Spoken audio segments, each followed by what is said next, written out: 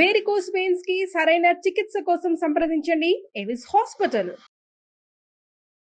నమస్తే రమగారు. నమస్తే జయ. రమగారు, కొంతమంది మనుషులు సహజంగా మనిషి లక్షణం అంటారు మీరు. కొంత సంపాదన కానీ కొంత పేరు కానీ పదవులు కానీ వచ్చిన వెంటనే మనుషులు విపరీతమైన మార్పు వచ్చేస్తుందండి. అప్పటి వరకు ఒకలాగా ఉంటారు, ఆల్ ఆఫ్ సడన్ ఒక్క రోజులో మారిపోతారు. అడుగులు నేల మీద ఉండవన్నమాట, మధ్యలో నడుస్తూ ఉంటారు. శాంతం ఆకాశంలోకి వెళ్ళలేకపోయినా కూడా ఎదుటి వారికి తెలిసిపోతూ ఉంటుంది.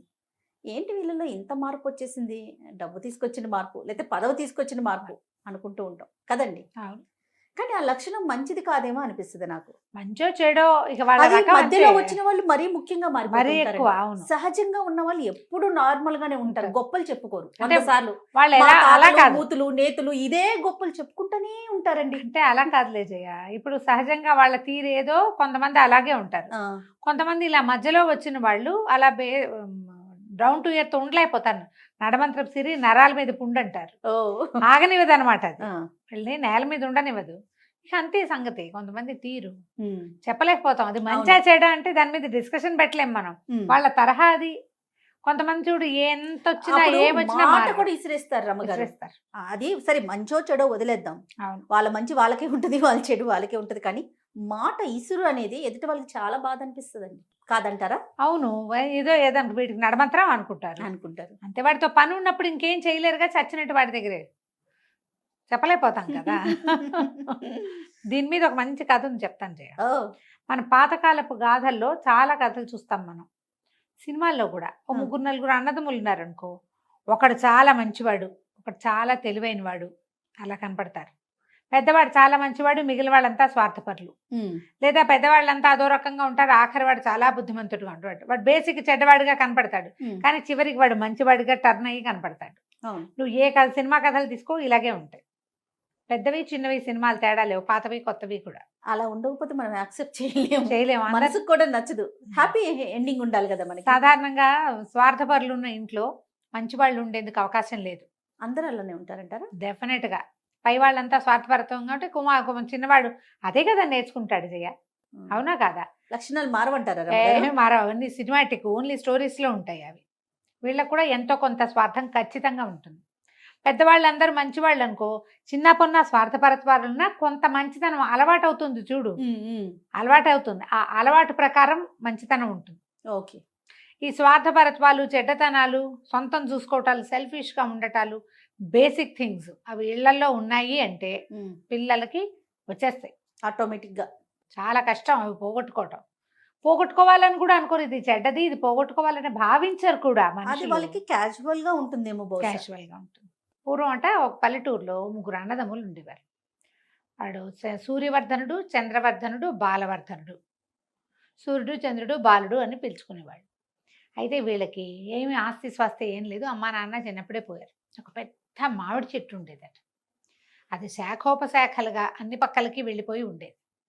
అయితే వీళ్ళు ఏం చేశారట, కొంచెం పెద్దవాళ్ళు అయ్యాక, అంతకుముందు నాన్న ఉండగా ఏదో పెంచి పోషించేవాడు, చిన్న పనులకు వెళ్ళేవాళ్ళు. సీజన్లో కొంచెం మార్చి మన ఏప్రిల్ ఫిబ్రవరి నుంచి మామిడి చెట్టు విపరీతంగా కాసేదట. కొమ్మల్ని పంచుకున్నారు. ఈ వైపు కొమ్మలు నీవి, ఈ వైపు కొమ్మలు నావి, ఆ వైపు కొమ్మలు వాడివి అని. ఇద్దరు ఒకవైపు కాయలు కోసి పట్టుకెళ్ళి అమ్మకానికి వెళ్తారు. ఒకటి చెట్టు కాపలాగాయలు, ఎవరు చెట్టు కాయలు కోసేయకుండా. ఎండాకాలం అంతా చెట్టుకి అది సంవత్సరం అంతా పోషణ చేసి, ఎండాకాలం అంతా కాసిన కాయలు పళ్ళు అమ్ముకునేవాళ్ళు. ఆ డబ్బులు జాగ్రత్త పెట్టుకుని ఏడాదంతా గడుపుకునేవాళ్ళు అనమాట. రోజుకు ఒకటి చొప్పున ఇంటి చెట్టుకి కాపలా ఉండేవాళ్ళు. ముందు చిన్నవాళ్ళు ఇద్దరు పళ్ళు తీసుకెళ్లారు, పెద్దవాడు కాపలా కాస్తుంటే ఒక ఆయన ముసలైన కొంచెం సాధువు ఫకీర్ లాగా ఉన్నాడు. ఆయన వచ్చి, బాబు ఎండకి చాలా ఆకలిస్తుందిరా నాయన, ఇక్కడెక్కడ నీళ్ళు లేదు, చెట్టు కింద కూర్చుంటానంటే కూర్చోమన్నాడు. ఏదో పొంతలో నీళ్ళు ఉంటే కాసిన నీళ్ళు ఇచ్చాడు. చాలా ఆకలిగా ఉందంటే ఏమన్నాడు, ఈ 2 కొమ్మలు మా తమ్ముళ్ళవి, నేను నా కొమ్మ నుంచి కోసిస్తానని తన వైపు నుంచి 4 కొంచెం దోరగా పండినవి, కొంచెం ఆకుపచ్చ నుంచి పసుపు తిరుగుతున్న కాయలు ఉన్నాయి, ఇంకా పచ్చబడలేదు పూర్తిగా, అవి కోసి కత్తి పెట్టి ముక్కలు తరిగి చేతిలో పెట్టాడు. ఆ పండువాకు వచ్చిన ముక్కలు తిని ముసలాయన మంచినీళ్ళు తాగి 1 గంట పడుకుని లేచి వెళ్ళాడు. రెండో రోజు రెండో వాడి వంతు చెట్టు కాపల. రెండో రోజు కూడా ముసలాయన వచ్చాడు. మళ్ళా యథాప్రకారం మంచినీళ్ళు తాగాడు. అబ్బాయి 4 పళ్ళు కోసిస్తే తిన్నాడు. మూడో రోజు ఆఖరివాడి వంతు. ఆఖరివాడు కూడా పళ్ళు కోసిచ్చాడు. కూర్చో తాత, సాయంత్రం మా అన్నయ్య వాళ్ళు వస్తారు, బియ్యం అవి తెస్తారు, మేము అన్నం వండుకుంటాం, అన్నం కూడా తిని వెళ్దుగాని అని పిలిచాడు. ఆయన అన్నాడు, ఒరే మీ అన్నయ్య వాళ్ళిద్దరిని రాని నేను చెప్తాను అన్నాడు. అన్నయ్య వాళ్ళిద్దరు వచ్చాక వాళ్ళతో పాటు అన్నం తిని ఏమన్నాడు, మీరు వాళ్ళు మంచి వాళ్ళరా, మీకున్న కాస్తలోనే వచ్చిన వాడికి ఏదైనా పెట్టాలని అనుకుంటున్నారు, మీకు ఏదైనా మేలు చేస్తాను, నాతో పాటు రండి అని ముగ్గురిని వెంబడబెట్టు తీసుకెళ్ళాడు. ఓకే. అట్లా నడుచుకుంటూ నడుచుకుంటూ నడుచుకుంటూ నడుచుకుంటూ పోయారు. ఎక్కడికో నడిచారు. నడుచుకుంటూ వెళ్తుంటే ఒక ఏరు అడ్డం వచ్చిందట. నది, అది ఎక్కడదో ఇటు పక్కకి వస్తుంది. నది దగ్గరికి వచ్చేసరికల్లా పెద్దవాడి కళ్ళు అట్లా నదిలోకే చూస్తున్నాడు. ముసలాయన అడిగాడు, ఏమిట్రా నాయన అట్లా చూస్తున్నావు, నీకు ఇంకా కోరిక కలుగుతుందంటే, ఈ నదిలో నీళ్ళన్నీ పాలైపోతాయి, చక్కగా పెరుగు తోడుపెట్టి మీగడ తీసి వెన్న చేస్తే పాలు అమ్ముకోవచ్చు, పెరుగు అమ్ముకోవచ్చు, వెన్న అమ్ముకోవచ్చు, మీగడ అమ్ముకోవచ్చు, నెయ్యి అమ్ముకోవచ్చు అన్నాడు. అనేసరికల్లా అంతే కదా, తీరిపోతుంది నీ కోరిక, ఇవన్నీ పాలైపోతాయి పోమన్నాడు. ఈ వైపుకి పారే ముక్కంతా పాలేట. ఇంకా ఈ చిన్న వాళ్ళిద్దరిని వెంబడి పెట్టుకుని ముసలాయన ఇంకా ముందుకు తీసుకుపోయాడు. ముందుకు తీసుకెళ్తే ఒక పెద్ద మైదానం వచ్చిందట. మైదానం నిండా పావురాలే. అని ఇప్పుడు మనం కొన్ని చోట్ల చూస్తాం, పావురాలన్నీ వాళ్ళ నేల మీద పొడుచుకొని తింటూ ఉంటాయి. అవునవును. ఆ పావురాలను చూసేసరికి ఆగిపోయాడట రెండో అబ్బాయి. ముసలాయన అడిగాడు, ఏం ఐడియా వచ్చింది నీకంటే, ఈ పావురాలన్నీ గొర్రెలు అయిపోతాయి, ఇన్ని వేల పావురాలు ఉన్నాయి, ఇన్ని వేల గొర్రెలు అయితే చక్కగా ఉన్ని వ్యాపారం చేసుకోవచ్చు, గొర్రెలు కాసుకోవచ్చు, గొర్రెలు అమ్మితే కూడా లాభం వస్తుంది, అట్లాంటి కోరికలు ఎట్లా తీరుతాయి తాత అంటే, ఎందుకు తీరవరా, పో నీకు ఇవన్నీ గొర్రెలు చేసిస్తాను అన్నాడు. మొత్తం గొర్రెలు అయిపోయింది. గొర్రెలు అయిపోతే సరే మూడో వాడిని వెంబడి పెట్టుకుని ముసలాయన నడవటం మొదలుపెట్టాడు. వెళ్తూ వెళ్తూ వెళ్తూ వెళ్తూ ఉన్నారు. వాడు దేన్ని చూసి ఉద్రేక పట్టల్లా ఉత్సాహ పట్టల్లా కుర్రాడు. ఆయన అన్నాడు, ఎరా ఎంత నడిచినా ఏ కోరికలు పుట్టబెంటరా మీ అన్నయ్యలాగా, నీకంటే నా కోరిక తీరే కోరిక కాదు, రాజుగారి పట్టపు రాజుగారి కూతుర్ని పెళ్లి చేసుకోవాలని ఉంది నాకు, ఒక మాట ఎప్పుడో చూశాను, ఇవన్నీ ఏముంది అవే వస్తాయి అనేసరికి ఈయన అన్నాడు, అంతే కదా, రాజు కూతుర్ని పెళ్లి చేసుకోవాలి, నీ సులువుగా నీ పని అయిపోతుందని చెప్పాడు.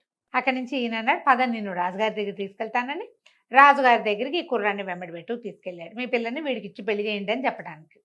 అయితే అక్కడ ఆల్రెడీ ఇద్దరు పెళ్లి కొడుకులు సిద్ధంగా ఉన్నారు. రాకుమారిని పెళ్లి చేసుకోవడానికి వచ్చింది వాళ్ళు.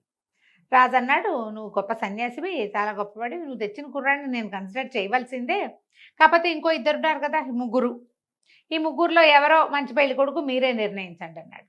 ఈయన అన్నాడు, సరే అమ్మాయికి ఒకసారి చూపిద్దాం ముందు. వీళ్ళ ముగ్గురు నేను చూపించారు. చూపించాక 3 గులాబీ మొక్కలు తెప్పించాను. 3 మీద ముగ్గురు పేర్లు రాద్దాం, చెట్టుకు చీటీ కడదాం, దానికి పేరు ఉంటుంది. ఆ చెట్లని రాకుమారితోటి పాతి పెట్టించండి.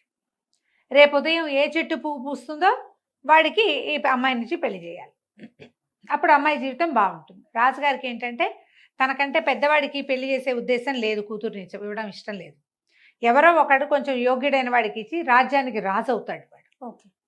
సరే ఏమైంది, 3 గులాబీ చెట్లు తెప్పించారు, రాజకుమారితోటి ముగ్గురు పేర్లు రాయించి కట్టించారు, తర్వాత గొప్పలు తవ్వి రాజకుమారితోటి మొక్కలు నాటిపించారు.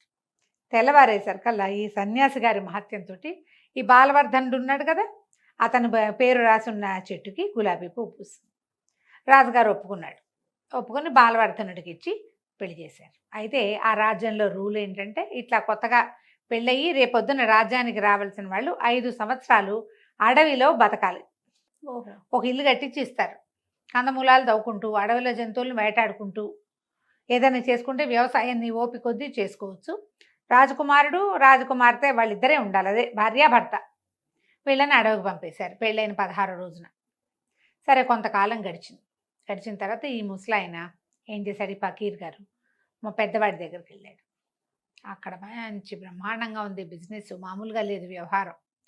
పాలు కాచేవాళ్ళు కాస్తున్నారు, తోళ్ళు పెట్టేవాళ్ళు పెడుతున్నారు, మజ్జిగలు జిలికేవాళ్ళు, వెన్నలు తీసేవాళ్ళు, నెయ్యి కాగబెట్టేవాళ్ళు, ఆ నేతిని డబ్బాల్లో పోసి అమ్మేవాళ్ళు, బోల్డని బళ్ళు, వ్యవహారం ఎంత డబ్బు వచ్చిందో అంత డబ్బే అక్కడ. ఈ వస్తువులన్నిటితో పాటు పాలు బై ప్రోడక్ట్స్తో పాటు డబ్బు. సరే నేం చేశాడు, అందరినీ పలకరించుకుంటూ పోయి ఆ పెద్దవాడైనటువంటి సూర్యవర్ధనుడిని, ఏరా నాయనా బాగున్నావా ఏమిటి అనేసరికల్లా, ఓ బ్రహ్మాండంగా ఉన్నాను, చాలా బిజీగా ఉన్నాను, ఇప్పుడు నీతో మాట్లాడలేను అన్నాడు. నా మాతో మాట్లాడదురా, 4 చెంబులు మజ్జిగ ఇప్పించు, చిక్కటిది మజ్జిగ తాగాలని ఉందన్నాడు. అనేసరికల్లా వీడన్నాడు, మజ్జిగ ఎక్కడ ఉంటుంది, ఏముండదు, అంతా బయటికి వెళ్ళిపోతుంది, మజ్జిగ అంతా బయటికి వెళ్ళిపోతుంది, పైగా చిక్కటి మజ్జిగ అసలు దొరకదు, ఇప్పుడు చేయి ఖాళీ లేదు, నువ్వు పైకి వెళ్ళిరా, ఖాళీయే లేదు మాకు అనేసరికి ఈయన అన్నాడు, అదేమిటి ఈ పాలది ఎక్కడి నుంచి వచ్చింది? అతనే కదా ఇప్పించింది. నువ్వు అంత ఆగలేనితనం వచ్చిందా నీకు అంటే, ఇందులో ఆగలేనితనం ఏముంది, మజ్జిగ ముంతలతోటి తీసి ఇక్కడ పెట్టాం, కుండలతోటి చేస్తాం, కుండ బయటికి వెళ్ళిపోతుంది అమ్మకానికి. మజ్జిగ చేస్తారు, వెన్న తీసేస్తారు, మజ్జిగ అమ్మకానికి వెళ్ళిపోతుంది. నీకోసం ఒక చిన్నగిన్నెడు యువతలు పెడితే అప్పుడు ఏదైనా 4 ముంతలు ఇవ్వగలను, నా వల్ల కాదు, అవన్నీ ఇవ్వలేను నేను, నాకు ఇప్పుడు పైగా చేయి ఖాళీ లేదు, నువ్వు వెళ్ళిరామనగానే ముసలాయన అన్నాడు, నీకు ఆగలేనితనం వచ్చేసిందిరా, నువ్వు హాయిగా నువ్వు మామిడి చెట్టు కాపలా కాసుకుని కాయలు కోసుకునే రోజుల్లోనే మంచివాడివిగా ఉన్నావు, నువ్వు అక్కడికే వెళ్ళిపోని కమండలం నుంచి నీళ్లు తీసి చల్లాడు.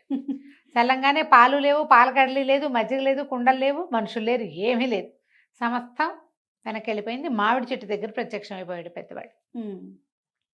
అయిపోయింది. ఈయన రెండో వాడి దగ్గరికి నడిచి వెళ్ళాడు.